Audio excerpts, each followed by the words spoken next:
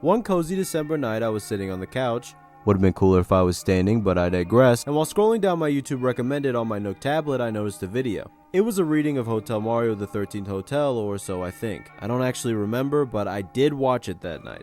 Either way, that video led me down the rabbit hole to end all rabbit holes. In the soft glow of the Christmas tree, my brain began to gain new fears that I'd never even considered, like accidentally buying a haunted video game cartridge, listening to a certain video game song that would ruin my life, or end it, and of course, accidentally seeing a lost episode of a cartoon that I loved. Be amazed as I cover some of the stories that genuinely kept me up at night, because some of them are truly just not good at all. What was I thinking? And also, thank you guys so much for almost 4,000 subscribers at the time of me making this, which is actually crazy. I appreciate you all a ton, and I'm going to do my best to grow this channel to an insane size. Trust me. Check out my social media too. Thanks in advance. First on the chopping block is Jeff the Killer. Now, I know you're laughing, okay? You could stop now, alright? Well, now anyone can look at this infamously terrible story and point out every single issue, like, well, all of it. When you're young or generally new to Creepypasta, these things may not be as laughable. To me, the flaws didn't matter because I was much more worried about the possibility of Jeff being real. I mean, imagine, well, some of you may not need to imagine this, that you're up one night, the glow of the lamp being the only thing between you and the even scarier possibility of pitch black darkness. You sit there with your headphones in, listening to someone tell you about a mysterious boy with no eyelids and a horrifying smile who comes to people's houses and takes their lives. Alright, imagination over. Are you gonna tell me that that wouldn't scare you? As kids, our imaginations run wild. Literally anything and everything could be real. Well, at least for me. But that's not the point. The point is that the concept of Jeff more than the story really scared me. I didn't like the fact that some insane guy could just burst into my house while going full Joker mode and slice me up. As for the actual story, well, I don't really remember if any portion of it scared me. I only really remember the intro creeping me out since that's the part that goes, excerpt from a local newspaper. Ominous unknown killer is still at large. After weeks of unexplained murders, the ominous unknown killer is still on the rise. After little evidence that has been found, a young boy states that he survived one of the killer's attacks and bravely tells his story. I had a bad dream and I woke up in the middle of the night, says the boy. I saw that for some reason the window was open, even though I remember it being closed before I went to bed. I got up and shut it once more. Afterwards, I simply crawled under my covers and tried to get back to sleep. That's when I had a strange feeling, like someone was watching me. I looked up and nearly jumped out of my bed. There, in the little ray of light, illuminating from between my curtains, were a pair of two eyes. These weren't regular eyes. They were dark, ominous eyes. They were bordered in black and just plain out terrified me. That's when I saw his mouth, a long, horrendous smile that made every hair on my body stand up. The figure stood there, watching me. Finally, after what seemed like forever, he said it. A simple phrase, but said in a way only a madman could speak. He said, "Go to sleep." I let out a scream. That's what sent him at me. He pulled up a knife, aiming at my heart. He jumped on top of my bed. I fought him back. I kicked. I punched. I rolled around, trying to knock him off me. That's when my dad busted in. The man threw the knife. It went into my dad's shoulder. The man probably would have finished him off if one of the neighbors hadn't alerted the police. They drove into the parking lot and ran towards the door. The man turned and ran down the hallway. I heard a smash, like glass breaking. As I came out of my room, I saw the window that was pointing towards the back of my house was broken. I looked out of it to see him vanish into the distance. I could tell you one thing, I will never forget that face. Those cold, evil eyes, and that psychotic smile. They will never leave my head. Police are still on the look for this man. If you see anyone that fits the description in this story, please contact your local police department. Man, that is still so cheesy. I have to admit that I haven't reread this story since around the time it actually scared me, but wow. This was truly made for children. Anyway, you get it. Jeff scared me. Story wasn't very memorable. And also, vodka would not turn someone's skin white after being set on fire. Why would anyone think that's accurate? Doing a video like this without mentioning Lavender Town Syndrome is like SpongeBob without Patrick or Ash without Pikachu. It's just incomplete. Show-stopping analogies, I know. But seriously, Lavender Town Syndrome is like the Creepypasta gateway drug.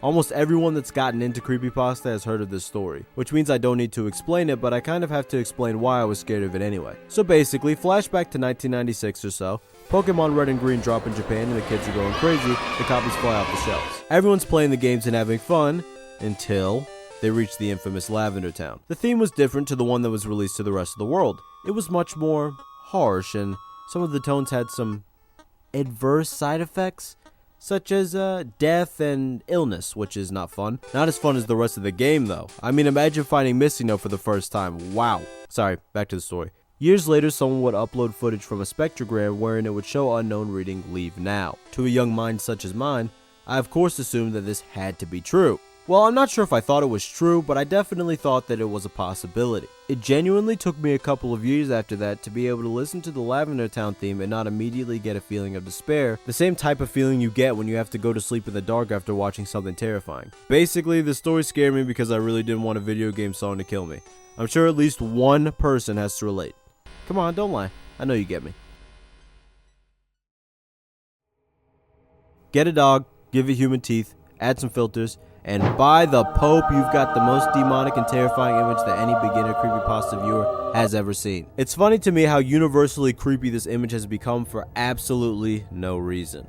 Maybe it's because dogs are such a heavily used animal on the meme side of things, but I'm not sure if I can genuinely imagine someone making this smile dog image nowadays and thinking that it would actually scare people. It seems more like one of those images you'd see with the font, "Me when I spread misinformation on the internet," or something like that. Either way, it scared me really badly, like I really didn't like it. And then, thanks to tats videos, I was graced with its second form. Now this was truly terrifying. So terrifying, in fact, that when I saw this image, when it was broad daylight outside, I was still so afraid that I thought when I went outside, I would legitimately see this dog be sitting there silently staring at me. And I mean, really, what exactly are you gonna do if you see that thing looking at you? It could be able to talk for all I know. How do I know this wouldn't be an alternate type situation with it telling me things I never wanted to know? I think you can get where I was coming from. And even if all of that sounded ridiculous, you can at least see why these pictures would have creeped me out. The first picture has that sinister smile and piercing red eyes, along with that hand covered in a reddish substance of some sort that seems to be reaching up desperately towards the camera as if they've recently been attacked. And I mean, whose house is that anyway? Did he just break into someone's house and take a picture? The second picture is even worse just because of the smile itself. Even though it's just that copy and paste creepypasta smile that tons of us have seen before on a million different pictures, it works really well on this smile dog image. And I mean, again, it's in someone's house, which means this guy could just be breaking in everyone's house. I hope I'm not next. Let's just move on.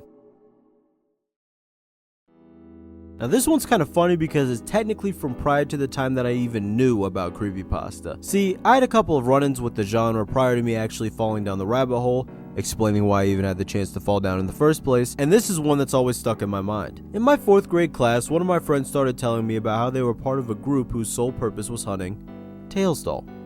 Yes, that Tails doll. They would go on to explain to me that Tails doll was a creature that could come out of your TV and attack you, and of course I really did not like that. Like, at all. I remember being left very uneasy and wondering if I could accidentally summon the doll. Years later, I would see videos from tats videos and the Goat Mullet Mike that would kind of make me more scared of the creature. Luckily, I never had Sonic R anyway, because if I did, I can only imagine what type of intense terror I would have experienced. Now, you may have noticed a funny thing. That being that I never actually mentioned the story itself. Honestly, I remember it pretty well, but I don't know if it was necessarily that scary to me. As you've seen already, I've kind of leaned towards the possibility of things existing being terrifying more than the story itself creeping me out at all. If anyone wants to know about the story, from what I remember, the people in the story got Tails and Sonic R, and suddenly a Tails doll plushie covered in a red substance appeared on the doorstep. For some reason, they take it in and then it attacks them and takes their lives. I don't know what it is with Sonic-based creepypasta and evil plushies though. Remember that one creepypasta about Squidward deleting himself?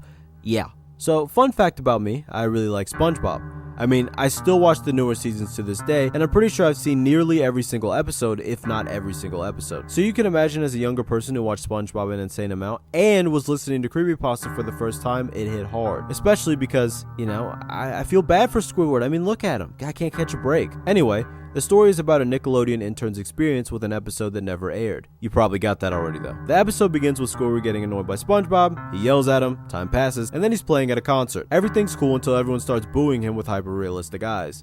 Hyper-realistic is a huge meme now, but back then it really wasn't, and since I was new to everything, I guess that doesn't really matter. Something about these characters having these weird eyes and the fact that Squidward was so genuinely hurt by it messed with me. Squidward has been hurt before in like every way, but typically he does recover at some point in the episode. And this time he just doesn't. After the concert, Squidward is spiraling even further, crying as he sits on the edge of his bed. During this time, there are some unsavory image mentioned, of which I don't remember scaring me. They probably disgusted me a little bit, but that's about it. Afterwards, a voice in Squidward's head tells him to do it, and he does, which was sad, but the real question is, how in the world did someone sneak into the Nick headquarters, drop off a VHS with presumably the exact same voice acting and animation, and yet nobody in production was involved? When you think about it, the Red Mist guy was the greatest talent to ever live.